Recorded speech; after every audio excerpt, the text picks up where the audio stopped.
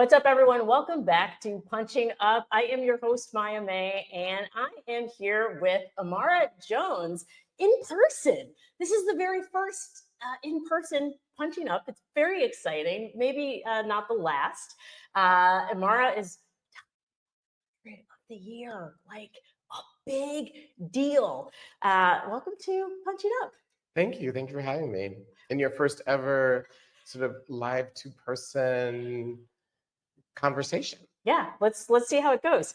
We have a lot to talk about because there's nothing happening. Yeah, exactly. It's funny now, every time I go to tape something, I'm like, can somebody just tell me what horrible thing happened in the world in the last 15 minutes so I can remember to mention it?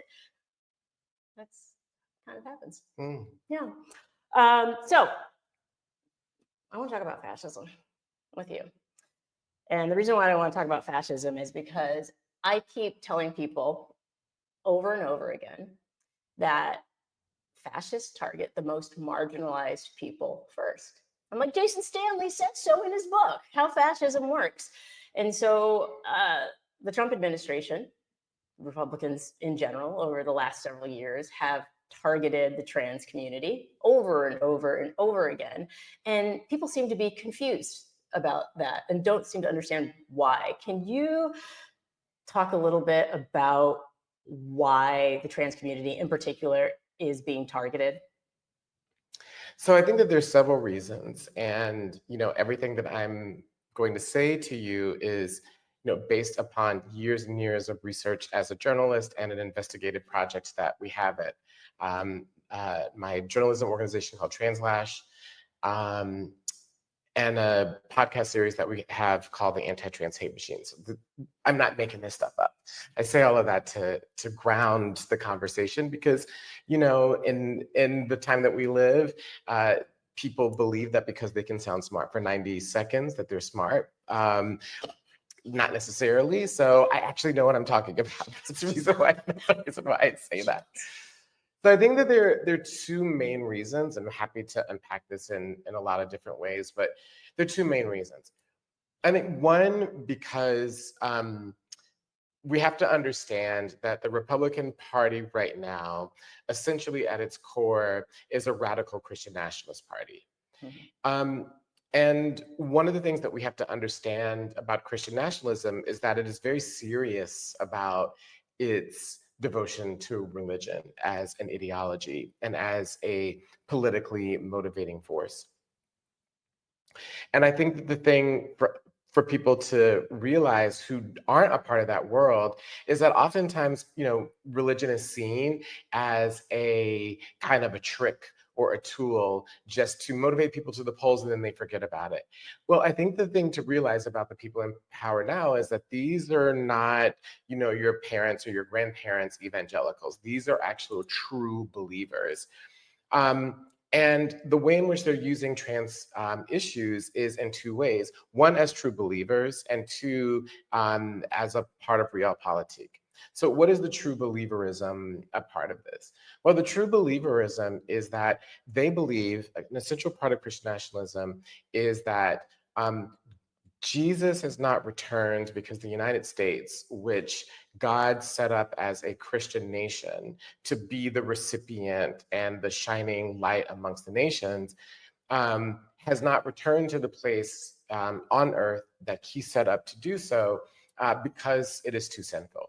Oh, okay. And as a part of erasing sin is gender essentialism, is a binary, that the Bible for them starts with Adam and Eve. So therefore, enforcing the gender binary actually is a predicate to Jesus returning to the world and returning to the world through America. So they really do believe that this is a part of their mission. The second way that they do it is that they understand that politics in America is essentially a marginal game right now, which means that you win absolute power with a handful of votes. And they know that even if they are able to motivate everyone who is predisposed to them naturally, that's not enough to give them a majority. And what they have to do is to have some issue that will allow them to create conversations with people that they wouldn't normally be in conversations with, like educated suburban moms, like Black churchgoers, like Latino evangelicals, like young men between the ages of 18 and 35 who don't show up and vote. And so consequently, it is both a true believer project and it is actually a real polity project. And the third thing that I think we have to realize is that once they get power, the thing that they are doing with trans people is that they understand that they're not going to be able to hold power without changing the very definition of who the electorate is. And you can't change the electorate unless you redefine what a citizen is. And so all they're doing with trans people is experimenting with the cocktail of laws and rules and stigmas that they'll need to be able to deploy to any group in order to exclude people from citizenship so that they can hold power. So it's actually a very sophisticated project. And this is one of the things that I think that people who are progressive and on the left miss totally, is that there isn't a lot of intelligent brain work that is behind the assault on trans people. So there's a lot to unpack with all of that. You guys probably want to grab like a pen and paper or something that you use to take notes. We just stacked it up there. Stacked it up because, well, and this is the thing, because even right now, the first thing that you touched on, evangelicalism, is something that people are just now, and when I say people, I mean the average US citizen, the average voter, is just now starting to understand how much they have been able to infiltrate the GOP US politics. And so we're not even really seeing, I've interviewed a few people about this, but we're not really even seeing any of this in the mainstream media. So do you think we've reached a point where it's almost too late? Are we playing catch up? We'll only know if it's too late or not through the rearview mirror. It's really hard to tell in real time whether or not it's too late, right? All you can do is to respond in a way that's meaningful and hope that it's not too late. We are late in the day in responding. And I mean, we, the collective, anybody who cares about democratic practices, right? And so I think that, yes, it is late. It is very late in the day.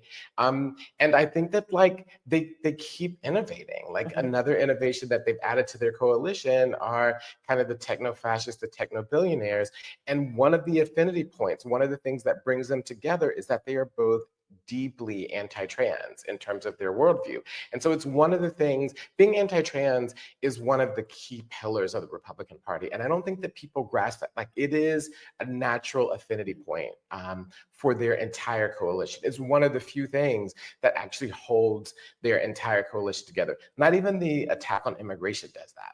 Very true. And so they have this very wide tent. Yes. And progressive Democrats have had a very difficult time building this wide tent because, for example, Gavin Newsom, when he had Charlie Kirk on his podcast and decided to be what I felt was very anti-trans in his viewpoint on trans youth in sports, and I think trans people in sports in general, I know I was like, fuck you, Gavin. And I know a lot of people were. But of course, now he's come along and sort of redeemed himself in his counterattacks against Donald Trump.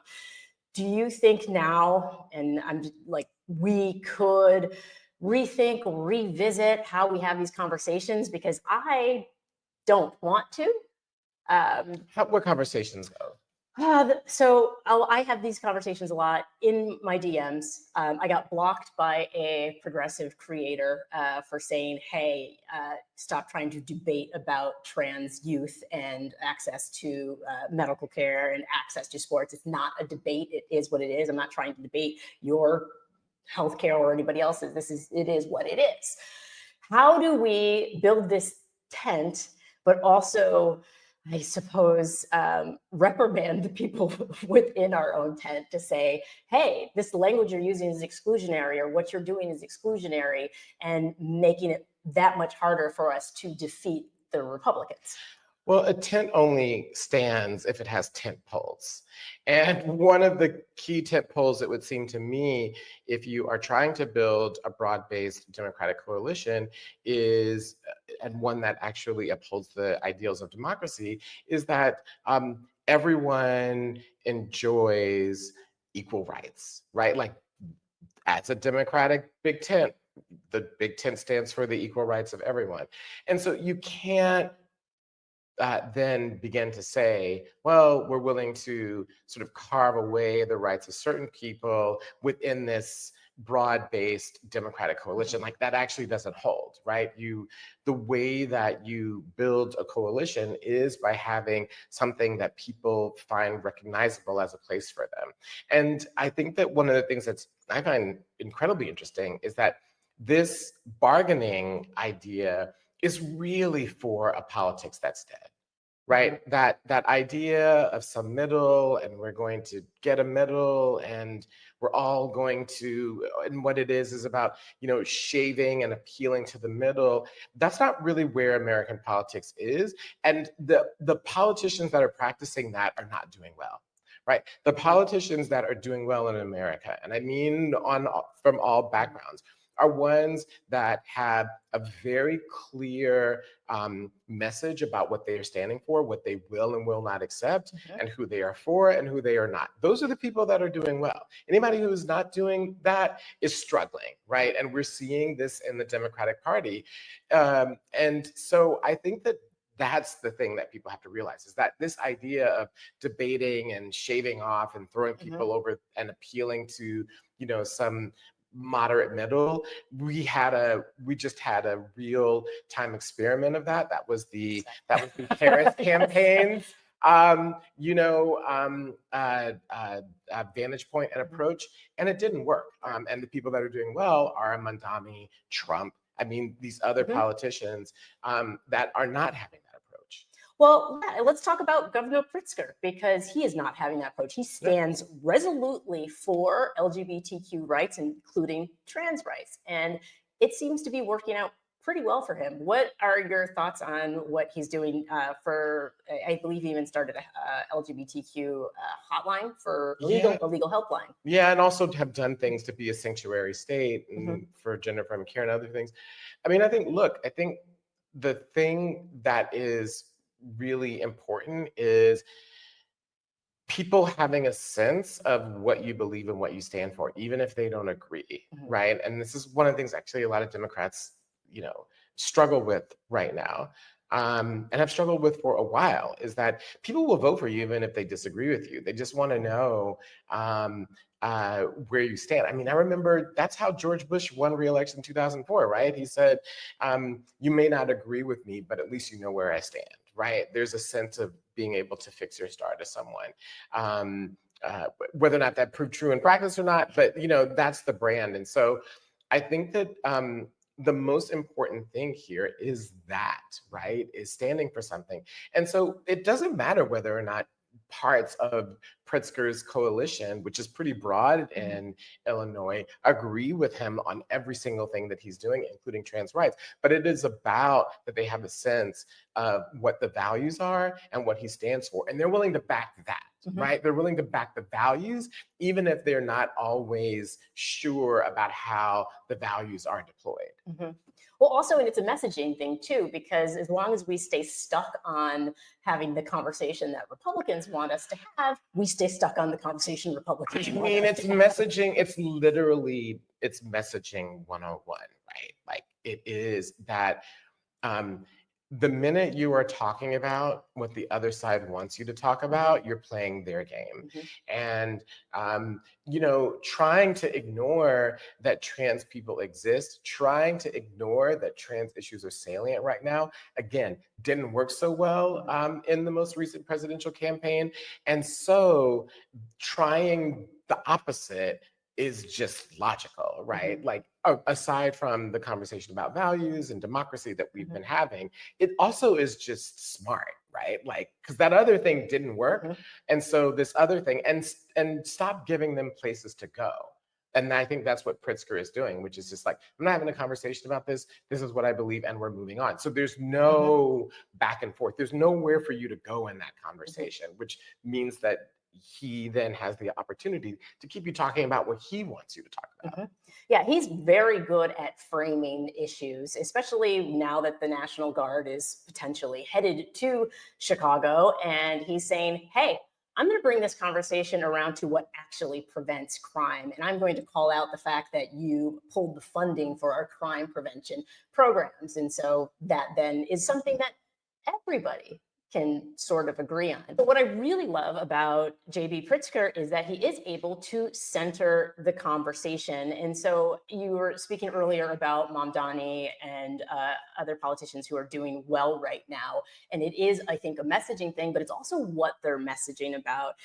Affordability, which is something that touches on everyone's needs, including trans people, because now that healthcare is being targeted, now that potentially health insurance companies won't cover a gender affirming care, this is an issue that very much hits at the heart of the trans community. What right now would you like to see happen as far as Democrats really drawing a line and saying, this is what needs to be covered, this is what needs to happen? Well, I think what's, I don't, I'm not in the business of giving the Democratic Party guidance. I think that like or any political party guidance, they will work their will. I think though that as an observer, I think what I would say is that one of the things that's missed about Mamdani is everyone's like, oh, it's just the economic message. It is that, and it's also a message that is so simple that, it is a message that is so simple that I don't know anyone who can't tell you what the 4 pillars of his campaign are. That is a brilliant political mind at work, just to be perfectly honest, right? But below that, though, what allows that to be successful is Mamdani says, you know what? We are the most diverse city on the planet. That means we have to be a city for everyone. We're not debating the human rights and the equality of everyone. That's my starting point. I believe in that, full stop. And then because he's done that, right? He's then on to these other things, and everyone hears him, and then they can go, okay, well, these other things, we're not talking about that, and I agree on, and then we're moving on, right? And so then the message can be appealing. The problem is with a lot of politicians right now, and I would say, Governor Newsom falls in this category, is they're getting caught in a conversation about who matters and does everyone matter and is that right, and maybe we should be talking to these other people. And then it then obscures everything else. We don't then know what else there is. I just realized this comes down to, in a way, classroom management. I don't know if you've ever been a teacher, but I come from a family of teachers, so this might be relevant. I want to hear it. So in a classroom, there's always going to be students who are either going to go off topic maliciously or because they're curious. And so if you're a teacher, you still have to get through your lesson plan. And so for politicians, their lesson plan is their agenda, what they stand for. Okay, it's affordability. And so classroom management, or I guess in this case, constituent management or potential voter management, is sort of saying, like what you said, Mamdani did, look, hey, we're not going, this is a given. We are in a diverse city, all right? Human rights, everybody. And now let's get on to the business of, and just, it's like, address it, let them know that they're heard, because people want to be heard, right? If you're in a classroom, if you're 8, if you're Donald Trump, everybody wants to be heard. It creates a baseline for everyone to be able to have, it creates a baseline for everyone to have common understanding. And beyond that, though, essentially what it does, it means that what we are in a conversation in the country is about values, right? Do you believe that everybody matters, or do only certain people matter, right? And I think that Mamdani is very clear. Everybody matters where I'm concerned. And an array of other politicians are getting muddled in well, some people matter. And if you are a Trump supporter, if you are a part of the MAGA coalition, certain people mattering over others, that's your jam. That is your value. That's what you believe.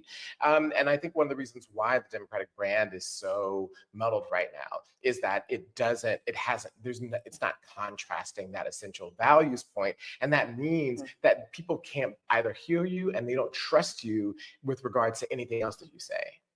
And it feels like New York is the perfect microcosm for what America truly actually is. I think in many ways, as a New Yorker, people in New York City get to see every day what it looks like to cohabitate with somebody who is very different. And that's what I love about New York. When I'm in the subway, I'm like, oh my God, look at all these people getting along in a rat. You know, like it's like this is amazing, yes. Right? But people who are from more homogenized areas might not understand how to get along with someone else or why it's even necessary or what the benefits of that are, even though they'll often vacation in New York City, because oftentimes when I'm walking around, I'm like, wait a second, you're not from around here. So do you think, in a way, I'm trying to figure out how it would be possible to spread the message of, hey, if New Yorkers can get along, maybe the rest of America can do. I don't know if that works because, you know, New York is so very different in the way that it is set up. It is very different even in its ethos, right? Like, you know, Southern cities don't have as a part of their DNA, everybody here matters. Everybody here is welcome, right? Because they have a very different history. And so I think New York being a port town and being where it is a port town and the fact that it started out not as an American city, there are a lot of things that are in the mix that make it very different. I think what is really relevant is that regardless, America looks more like New York now than it has at any point in its history. And that means that the politics of New York, sort of how it holds itself together and how it manages, should in many ways be an inspiration for how you build a country that's going to hold together for everyone, right? And so I think that that's what I would say, is that what are the things, and even like the mayor of Minneapolis, I'm sorry, not the mayor, the Democratic nominee in Minneapolis, whose name is escaping me. Mine as well. Okay, let me just, so I'll just rephrase. So, you know, the Democratic nominee for the mayor of Minneapolis kind of has that as an ethos, right? And surprise, is doing well. So I think that there is something there. I think that the thing that we have to understand that is underneath all of this, though, that is animating sort of the fascist bent in America is gender and race, right? They are the sort of the toxic mix. They are the unresolved Rubik's cubes, unsolved Rubik's cubes of American history, and they're being exploited in an incredible way right now, because even the assault on trans people and trans issues is driven by an obsession over declining birth rates amongst white people, right? So there's a way in which like all of these things are swirling. Well, and also I've always said, and as you know, my daughter is trans, the ability to just be who you are is contrary to what Republicans, what more authoritarian, predisposed religions are okay with. Like this idea that you can just be yourself. What? No, like when they need rigidity and they need control to be able to put forth their ideology, that to me runs contrary to everything that the United States was actually founded on. And yet we're a baby country still. And so I try to give us grace in that sense. I say we are in our toddler-ish years and growing pains because we have only been a multiracial democracy for how many years? Since the 60s? I'm bad at math. No, it's like 60. Yes. It's literally 60. Right. And so, you know, and there's books upon books, but there's nobody who's actually, like, we haven't actually achieved this. We haven't walked this walk until we're walking this walk. And so I think you hit on something earlier about almost what is like a vision board, New York being the vision board for what America is and could be. Because one of the things that I find really difficult to communicate to Republicans, to MAGA folks that I do talk to, is Black people aren't going away. Trans people aren't going away. Gay people aren't going away. Like, we're all here. And yet it seems to be their response is that, oh, well, we'll just eradicate them. We'll make life harder for them so they will go away. What are you seeing as far as like pushback from different communities to say, oh, no, actually, we've always been here and we'll continue to be here? I mean, one of the things that Well, one of the things I will say about that in just a second, but I wanted to just touch upon this thing that this issue that you raised about who we are and what our history tells us. I was just having this conversation with a friend of mine who's like, but it seemed for most of our history that we were moving towards more openness and more freedom. And I was like, that's a myth. I was like, that's a myth that we created, right? That's actually the minority of our history. This is one of the things that MAGA picks up. They're like, actually, if you look at American history, that's not actually the case. And so they look at what the country is based upon as being things that are very fundamentally different.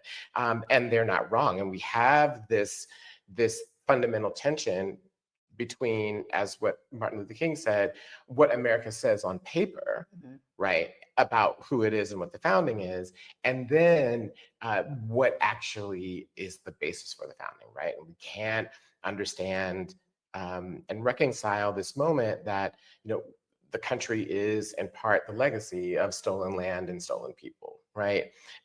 Overlaid on that is, but we are creating a promised land where everyone can be free.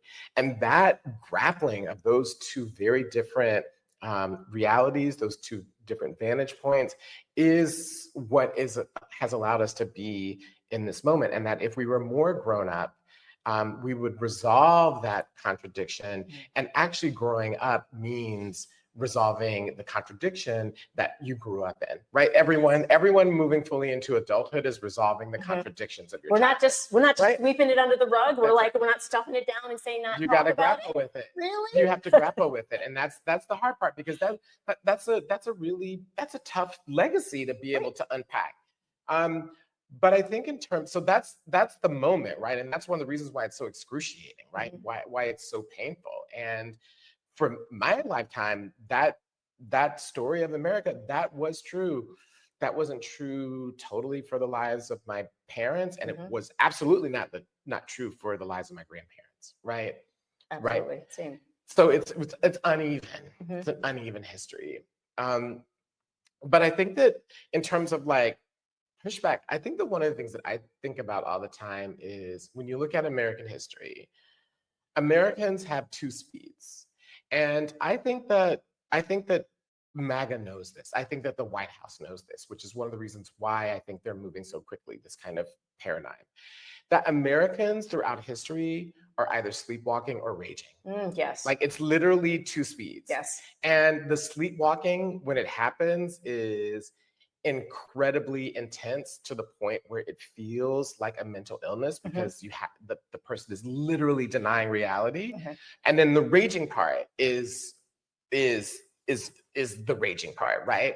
I actually have a theory about this, so Well, and they basically are the two. They're the same extreme. They're the same two sides of the same coin, right? If you are in denial or if you're in raging, the way that you get raging is because you were in denial, right? And the way that you get denial is because you were too raging, right? So like they go hand in hand. And one of the things I think about that when I look at this and I say, how are people not aware of what's happening? And I have been thinking this for, I don't know, 6 years now. Oh, I'm sorry, I was thinking like 2019. Sorry. I've been thinking this for like almost a decade now. Like, how is it not seeing, right? How is it not, how are people not understanding and making contact with what's going on? And I just constantly come back to that. And I think that people are still in the denial phase, the sleepwalking phase. But when the wake up happens, it will not only be a wake up, it'll be a rage. Like it's going to flip really fast. And I think that the White House knows this. And I think this is one of the reasons why they're moving so fast, because they understand that we may not know where it is, but we know that there is a time limit to the amount of destruction and chaos that they are causing, including amongst the people that voted for them. And there is some limit. We don't know where the line is, and we don't know what the starting shot is going to be for this particular part of the race. But I think that like they know that it's there. Yeah, I think it's going to actually happen when so America, the way it's supposed to work, the way we were told it was supposed to work growing up, is if you do A, B, C, D will happen. That's right.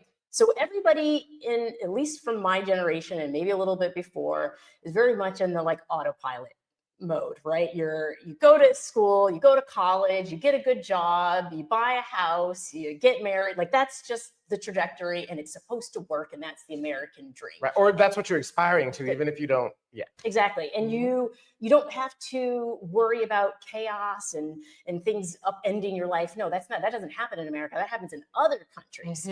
And so I think for a large swath of America, and I lived abroad for 10 years after Bush won a second term, I was like, I'm out. America doesn't want smart Black women. Goodbye.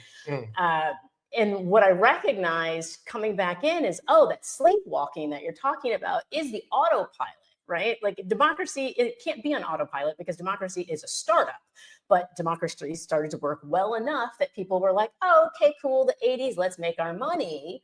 And people became very, very, very, very just on that route. And now as they start to dismantle the things that make democracy actually work, that's, I think, where they've gone too far, right? Where Republicans have gone too far, even with their own base. And people are going to start to realize, I actually can't afford anything. And I've run out of credit to be able to buy things that I couldn't actually afford in the first place. And I think that's where we're going to start to see people start to rage, as you said, because at the end of the day, it comes down to being able to provide for yourself and for your family. And I look at what things cost, like what rent was when I graduated college in 99. And my first apartment out of college was a 4-bedroom with friends. And I think it was in the Wrigleyville neighborhood of Chicago. It was $1,600 a month. And I was making at the time, I think $38,000 was my starting salary. Flash forward to now, starting salaries are still around $38,000, $40,000, but that same apartment, double at least. And so the social contract that is supposed to exist in America is breaking. It's not only that, I think that that would almost be normal-ish politics. I think that what they are ginning up is the economics of deprivation, and they want that for a variety of reasons. The tech billionaires want that because it helps them usher in AI and all these other things, and the government wants that because they want to disempower people. So there's a lot of reasons why there's all of that's happening, but layered on top of that is masked men snatching your neighbors off the street and not identifying themselves, right? You hear of people who are citizens being disappeared, right? You hear of homeless people who are being rounded up and taken to God knows where. Right. You see alligator Alcatraz. And I think that one of the things that the Republican Party underestimated, even amongst their own base, is the degree to which immigration has seeped its way into every part of American life. And so you'll even see business owners who'll say, well, wait a minute, you've taken away my workers and now I have to file for bankruptcy, right?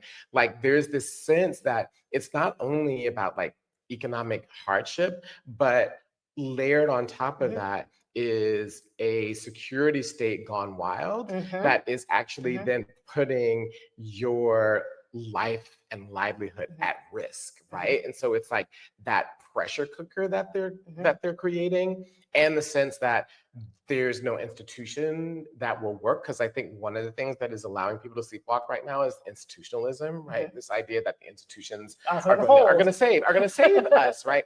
Like institutions, the courts will naturally save people, like civil society will naturally save people, all these things. And I think that as people see those things begin to diminish, there's an understanding of, oh no, there's no brakes.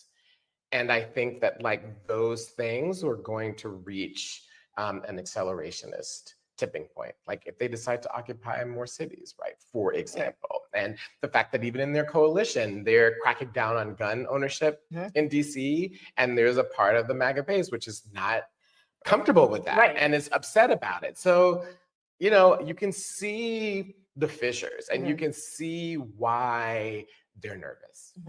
So it's a pressure cooker, y'all. That is what I'm hearing, is that it is a pressure cooker.